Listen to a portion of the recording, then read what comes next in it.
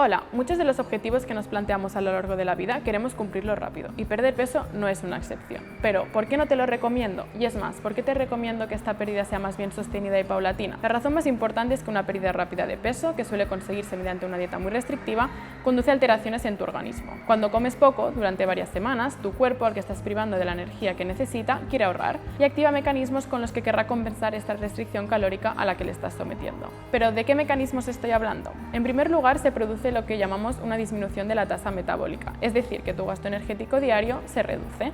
¿Y qué sucede entonces? Muchas y muchos pacientes llegan a mi consulta comentándome que se sienten cansados y sin ganas de moverse.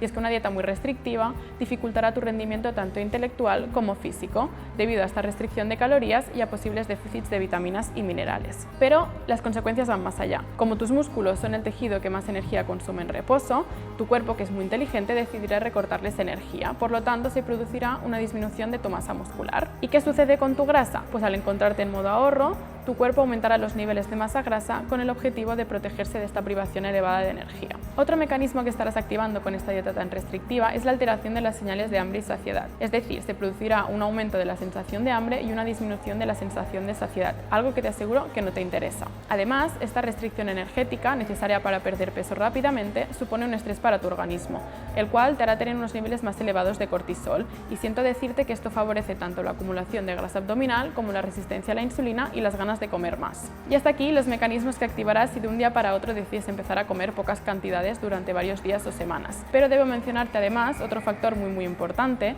y es que estas dietas tan restrictivas, con las que la gente intenta una vez tras otra perder peso rápidamente, se sabe que tienen un índice muy elevado de fracaso, porque tu cuerpo sufre, pero tu mente también. Recuperas el peso, que es lo que conocemos como el efecto rebote, vuelves a comer como antes, tienes un estado de ánimo bajo, sientes que has fracasado, y esto en ocasiones suele suceder varias veces en la vida. Así que cuidar tu estado de ánimo y por lo tanto tu mente debería ser otro motivo más para no comer menos de lo que necesitas. En cambio, con una disminución lenta pero constante de peso, te sentirás con energía para afrontar tu día a día y sobre todo para moverte.